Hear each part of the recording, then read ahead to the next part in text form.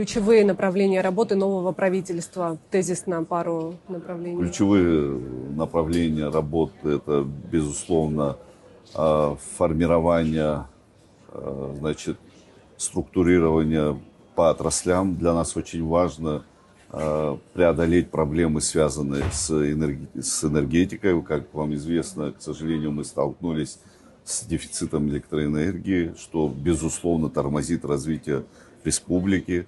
Это энергетика, это здравоохранение, это сельское хозяйство, ряд других направлений, которые требуют к себе особого пристального внимания.